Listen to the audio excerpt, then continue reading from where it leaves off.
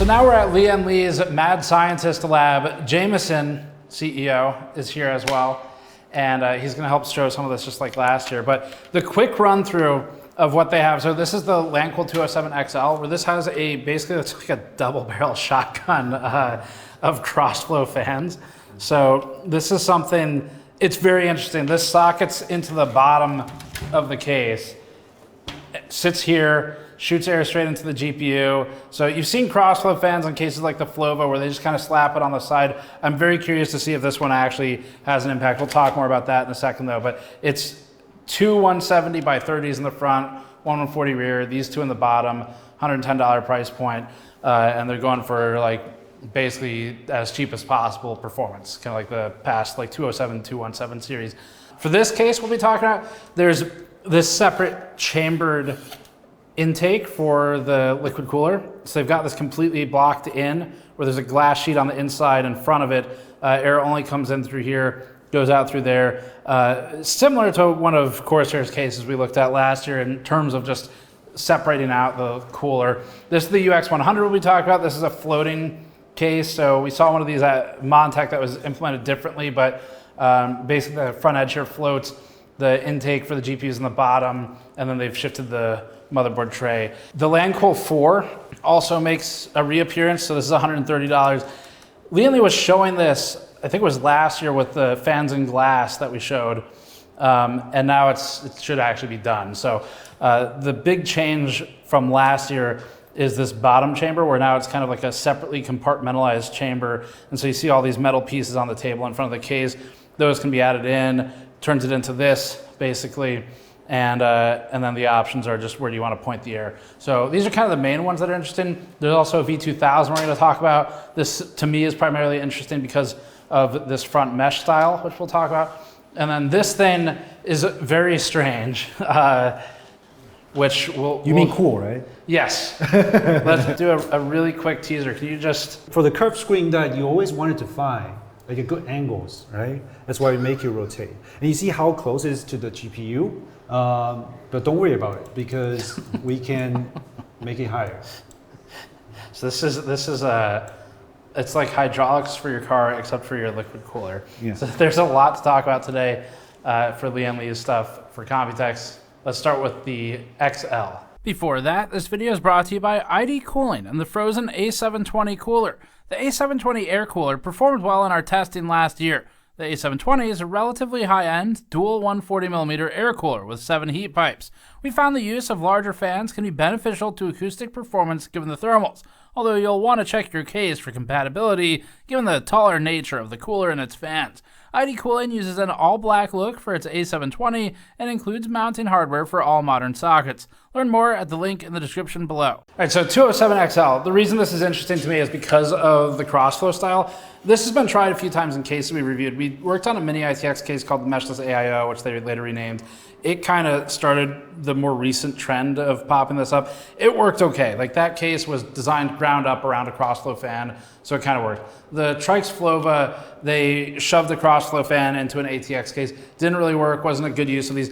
The reason Crossflow fans exist, so you'll see these in like standing, I don't know, air purifier type setups.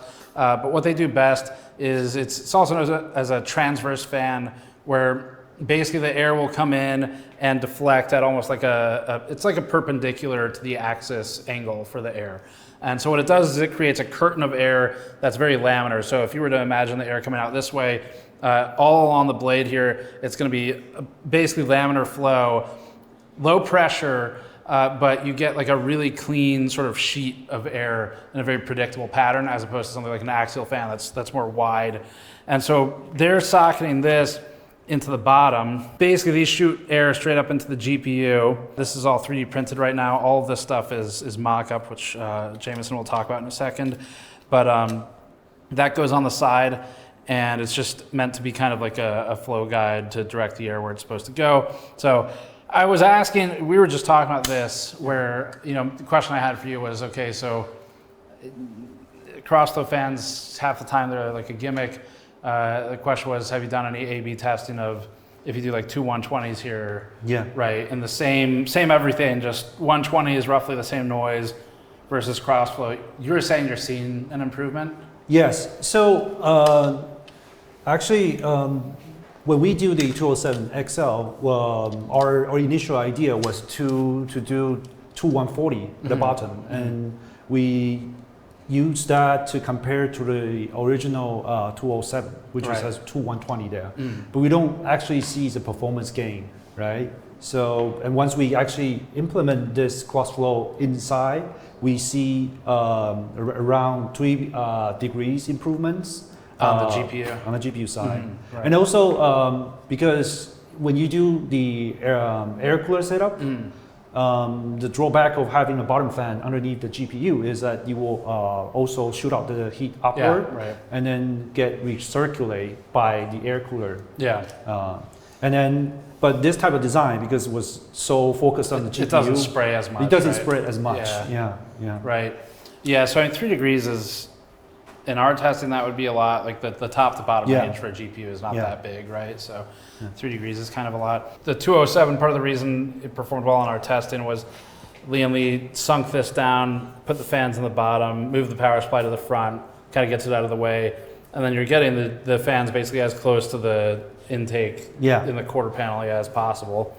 One thing you and I were talking about though is, I guess with Crossflow, since the air is going to be coming in straight through the side like this and then up, rather than having axial fans here, in theory they should do better with drives that are mounted in the bottom because they're going to be less sensitive to the resistance. Yes. So because like when you do normal fan, right, so the air direction is straight, so it will require a lot of the having no resistance underneath the normal flow fan. Whereas this, because it's straight in from the side. Straight from the side. You said you just started working on this like 2 months ago, though, right? Yes. Like I told you, like it's always in our pipeline that we wanted to create the best air, out of box thermal performer type of case. But well, I think we are kind of reaching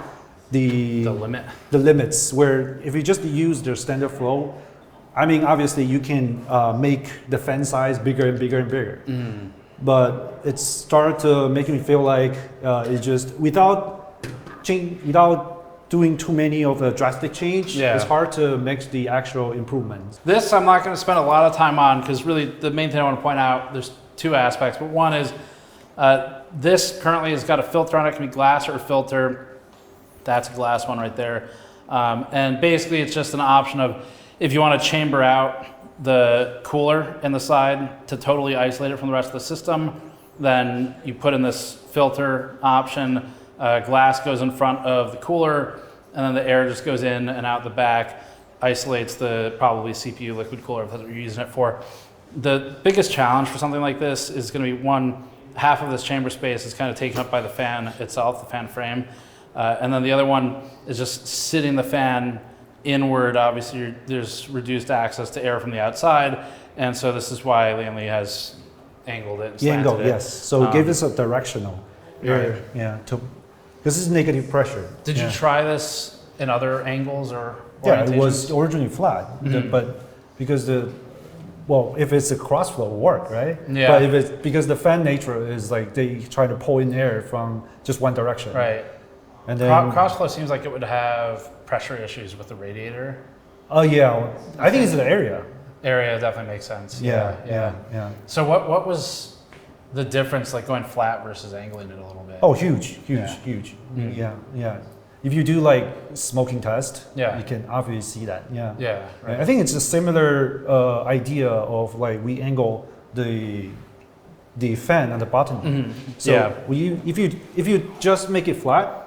Flat on this would be pretty bad, right? Like because it's so low. So making it angled makes sense. Yeah. Making it angled, so like we can tell if we have like a piece of paper here, it will get stuck in all the way. Right. It's because this is on angles, so you get the intake have directional effect. Right. Right. UX100, also just the top level. This is a $100 case. Lian Li was originally planning to do some kind of like OEM SI type of thing. They ended up liking it enough to try and sell it as a standalone DIY part. So you can see the cut across section here. This is a lot different from the Montec one where like that's pretty strong, I feel like. Do you have steel in here? Yeah. So the Montec one we were looking at, they have a socketable nameplate as like a wedge to help support it because it was kind of wobbly. So anyway, I think this seems to be like a meta that we're going to see pop up this year at Computex. The side plate light panel is not included. That's an option they're doing.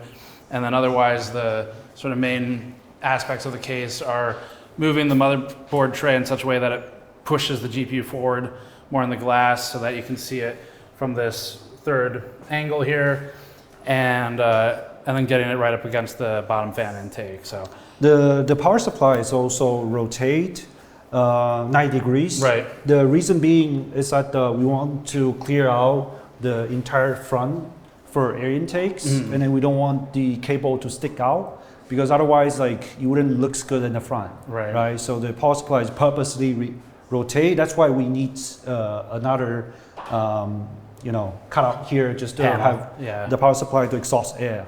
The Lancool 4 I really liked. Did you first show it 1 year ago or 2? I think 1 year ago. I think Okay. first show at Computex. Because I think that the design is very bold. You know, because you stuff in the fan in the middle of the glass, and then we try different iteration because when we create products, we want as many people to like it. So this time we make some adjustment on the PSU shroud. This is the design that we show at CES. Some like, some does not. That's why we did this separate compartment, I guess. Yes. Yeah, so this design, when I was looking at it earlier, basically this lower fan, when it's oriented with the lower chamber like this, there's like no real way to move the air up into the case. So what they're doing is they're shooting this air into kind of like a duct. I guess it's right here. You can see it easier. So this is at the front of the case. Air is going to shoot in there from that lower fan in the glass. And then as that travels in, it's going to get pushed up through the fans mounted to the shroud top and into the GPU. So that's kind of the layout. This is supposed to come with 3 front fans. These are 140s. Technically, they're circular, and then a 140 in the back. Lian Li also wants to include $130. It's worth maybe briefly talking about this again. We did this last year, but the challenge with putting fans inside of glass, I would assume, is that glass breaks. Not so much a glass break. It's the after service, you know? Okay. Yeah, because we have to keep supplying this because this is a non-standard fan. Right. Because the normal standard fan looks really bad on this. Well, do you have to use thicker glass to accommodate this without problems? Not really. Okay. Because if it's too thick, you wouldn't be able to bend like this. Oh, right. Yeah, and also I think the key tricks is that when they need to cut holes and bend at the same time, they have to make sure there are some safety distance between each holes. Right. Otherwise, you wouldn't be able to make it. You know. Okay. Yeah, like you said, It'll if break, you I guess. make it the 2 holes were too close to each other, this glass will easily break. So then user serviceability, did you end up getting this to a point where it's easy for the end user to just remove it and replace on their own, I guess? Like if they have one die or something. I mean, if this is ending up at the markets, then we will having this give you a longer warranty. Yeah. So whenever it's go bad, and then we just help to replace. Yeah. Any idea what the warranty might be? I don't know, 3 years. Okay. Yeah. For a case, not bad. Yeah. Cool. Yeah. So that kind of wraps up the Lancool 4, and we covered it last year in relative depth, but I guess the main differences are the way the chamber is laid out. The screen is not included. Yeah. So last one on the case side we'll kind of talk about is the V2000, which this is on the more expensive side of cases this year for them, so $240. Really the interesting part is this panel. Does this just pull? Yeah, okay. So this panel is an interesting mesh where it's like basically woven steel. So you look kind of closely, it's over, under, repeating. And when we were talking about the manufacturing earlier, this, as I understand it, is made in one gigantic sheet, and then the factory cuts it to the size that you would use as the buyer. Yes. Yeah. I asked you, where does this type of weave normally get used? Like what kind of, because I don't think I've seen this in a computer case before. It was So where do probably you- used in the like someone's house. They want to do like security shielding for the window or something. Yeah. Yeah. It's funny. Yeah. Yeah. This is just a steel. Yeah. So gives massive holes for intake. So really most of your resistance is going to come from the filter rather than a double stack like mesh and filter. Yeah. So so that was kind of interesting just because it's like a new, I have not personally seen this on a computer case. These are not 5 1/4 drives. I thought they were. Yeah, these are the covers. They're just covers. There are covers because you can modify this to full 120. So and then obviously that would be extending out to top and bottoms, and Right. this would help to covers up so that the help with the airflow Yeah, it prevents back Yeah, circulation, yeah, right? yeah. And then the last thing interesting on this case, I mean, it's just it's a big workstation box. You know, it's got the GPU support and all that stuff. Like, I'm not as interested in that, but this is like I don't know this is like a semi-transparent aluminum or something. Yeah, they have to, do some sectional laser etching Okay. to make the section very thin so that lights can travel. And then we put like a digital display right behind it. Yeah. So are they lasering the aluminum just where the display is going to be, Yeah. basically? Yeah. And then it's a digital display, I guess, behind it? Yeah. That's funny. Is this a pain in the ass to make? Yeah, it is. We're still looking to see how well the technique can work out because right now, like it is not as clear as we want it to be. Yeah. So we definitely need to go back and check with the manufacturer to see if this is possible to make it even thinner so that the light can shines a bit better. Yeah, but the idea is that because this digital display, like someone needs it, someone doesn't. So you can. So if it's off, it just looks like aluminum. Exactly, I guess. yes. Okay. Yeah. That makes sense. Yeah. Yeah, that's kind of fun. Yeah. All right, show me your magic tricks. Every year you have magic tricks. Last year it was wireless fans. Yeah. I asked you why would you need a wireless fan with a battery, Yeah. and you said to flex on people. Oh yeah. So this year, let's do this one first. What's going on with? Walk me through. Yeah. So this is a motorized AIO pump head. So basically, a curved screen is a new trend for an AIO. LCD is quite adopted, and then now for a higher end audience, they will want something that is unique. But the problem with the curved screen is that you always feel it at this default angles, and if you do have this default angles, sometimes it's hard. For example, for me to look at this angle, I only see like 40% of the screen, right? But was this your idea or someone else on the team? I'm just curious. it's my idea. Yeah, But they okay. help to Figure it out. Yeah. My engineer asked me, why don't you just make it, hand rotatable? Right. But it's What was your answer? well, me personally, I think the interaction between the machines, should be not touched by hand, but you can touch a few buttons and it moves. It's like that to me is an interaction with the machines. Okay. Yeah. Yeah. So if it's just like you have to open the panel all the time to find the angles, Right. then you wouldn't want it to use it later on. Yeah. But if I can make it, controlled by software or button or something, then you can play around later on. How good is the endurance on the motor and the gears? I mean, have you we done will testing? make sure like you can do it like few thousand times. Yeah. Yeah. You have to use, I guess you use like a steel or something for the teeth, or do you know yet? Not sure yet. For the material, I mean internally. So basically, for the up and down, there is like guides, metal guides. So you see two sides, right? So that handles the lateral movement. Right. Yeah. And then there's, I don't know if we can see it on camera, but there are gears in there. Yeah. Up in the top, it's like a white color gear. So I guess that handles the movement, but that's fun. Okay. Yeah. And then also, you see, let me show you, a default position will be around here. Okay, yeah. And then see, it almost touched the GPU. Yeah. and then everything was so down there, and then it becomes a little bit empty on top. That's why like this vertical movement also would help you change the look of your PC, right? You had software to see the data transfer through hubs and things like that, right? Like through a hub like this USB hub. Yeah. So if we just look at just the transfer speed, I guess was interesting. Yeah. So basically now this is the ports that you plug into your motherboard, and that you can consider that as a total speed. But then you get transfer between each ports on the hub. Right. And then if I plug in more stuff, this windows will show.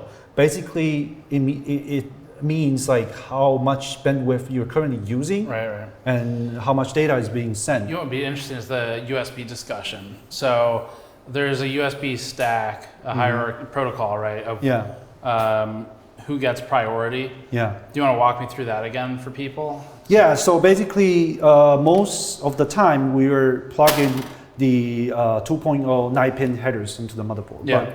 But because like those are also part of the USB control on the motherboard, but it sits a very mid to low tier on performance and priority, right? Of the entire USB tree, right? Yeah. But if you want like the direct access from the CPU, there's the 3.0 that is having that possibility. That's why like for the new hub, we also, that user plugged the 3.0, so we have a splitter. Mm-hmm. So because the case also come in the 3.0 headers, right? So 3.0 headers will plug to the splitter, and then we use that. So we occupy one of the 3.0 Let's get headers. a shot of it. The splitter you're talking about, the pass-through. So basically, this is a splitter. So this is your 3.0 headers from the case. You plug in this, and then this goes to the case 3.0 headers, and then that to the hub. Right, so you still get your front panel USB, I guess. Yes. It doesn't really interfere, even if you try to plug something onto your front I/O. And then that elevates in the USB priority. Yes. Yeah. Okay. Cool. Yeah.